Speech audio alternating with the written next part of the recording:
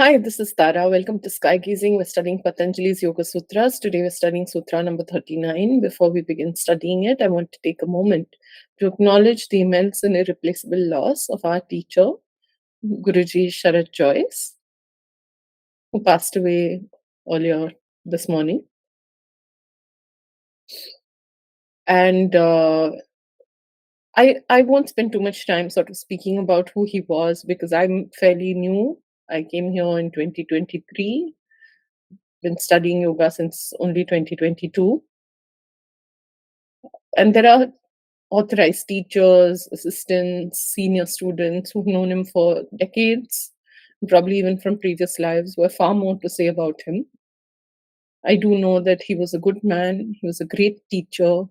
You could feel his presence, you could feel his aura even when he was not there. His teaching, his legacy of teaching has been immense. And I know a lot of us came to yoga, especially Ashtanga yoga, which is so rigorous physically. A lot of us who come to it come very, very broken. And he, by creating a safe and dignified space for yoga and being the brilliant teacher that he was, the guru, a real guru, not one just handing out certifications for money, he kept our eyes on the path and what it is we were aiming to achieve. One of my main learnings is there's no day off from yoga.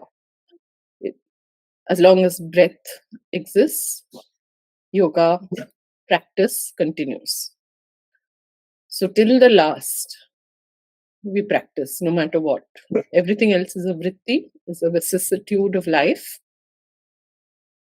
So also today, even in morning, the loss of our teacher, we keep our eyes on the practice and continue with our abhyasa and vairagya.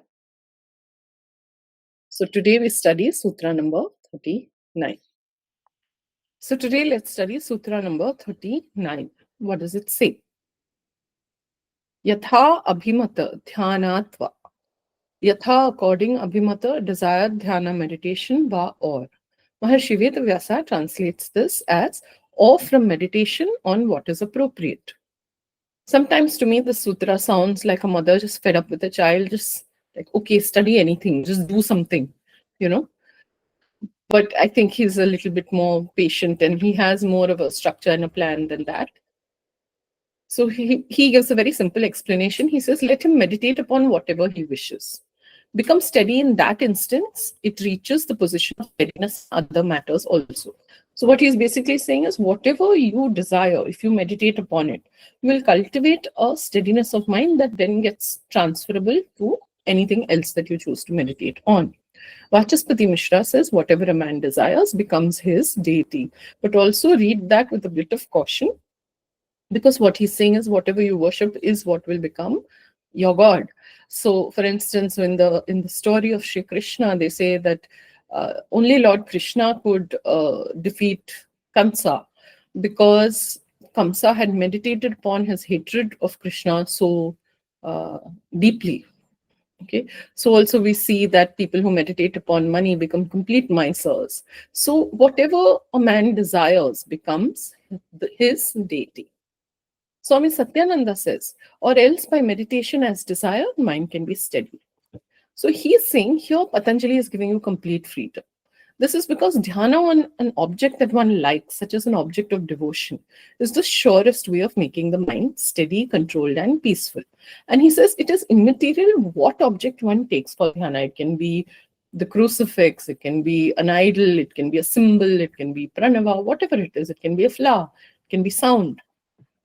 Whatever is agreeable, abhimata, an aspirant should choose for himself that object on which he can concentrate. Swami Vivekananda says, or by meditation on anything that appeals to one as good. So Swami Vivekananda is careful to clarify. While Swami Satyananda also notices, the word abhimata, that which is desirable. It's not just desirable, that which is good, that is, which is good for your meditative state. So like any place that you like best, any scenery, idea, symbol that will concentrate the mind. BKS Iyengar qualifies it a little further. He says, or by meditating on any desired object conducive to steadiness of consciousness.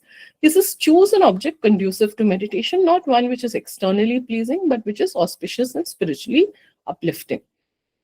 He says, practicing this simple method of one-pointed concentration, the sadhaka develops the art of concentration. So later, when a certain mental stability is attained, he will also be able to meditate on any object. So he, like Maharishi Ved Vyasa, is saying this concentration is essentially and inherently transferable. And so, for instance, the performance of asana, which you find pleasing and which you can steady, can also give you that concentration, can also become an object of serenity. On the face of it, he says, Patanjali is giving you a surface level sort of freedom.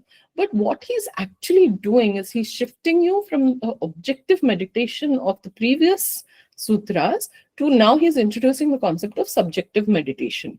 Because he says, kind of like shamatha vipassana meditation that the Buddhists do, when you just concentrate on the abstract, okay, you will realize that the most pleasant object of concentration is your own existence. And when you start concentrating on that abstract, you'll find that you recognize it in all objects. So therefore, that is why it becomes transferable. Okay. Then Osho. Osho says also meditate on anything that appeals to you. And Osho explains it a little differently. He says that whenever you meditate, the meditative quality is not a quality of the object, it is the quality of the meditator. So when you meditate on something, you are giving your inner being to it. Suddenly it becomes sacred and holy. In itself, nothing is holy. It is by the act of worship, it is by the act of meditation that an object becomes holy. And the more you meditate on it, the gap between yourself and the object disappears. The observer becomes the observed, and that gap is bridged. So then there is oneness, the energies meet and mingle, he says. And he says, remember this, because you may be doing many things, for instance, that distract you. And he says, whenever you are distracted by something, you should recognize that there is an inherent harmony over there. That which is distracting you also needs to be meditated upon. Don't create conflict, because let's say you really love something. Let's say you're sitting for meditation and you're thinking about samosas. Meditate upon the samosa is basically what Osho is saying. Because if you create a conflict between what you love and meditation, what you love will always win. Therefore, shift your object of meditation to what you love. Use what you love as the vehicle. Barbara Stoller Miller does not translate this sutra. Thank you so much for listening. Please do come back tomorrow for sutra number 40. Just a reminder to please like, share, subscribe, and also continue your practice. The practice is the path. Everything else is theory. Steadiness of mind, equanimity, practice, life or death, whatever comes, we are just practitioners in the end. Thank you so much.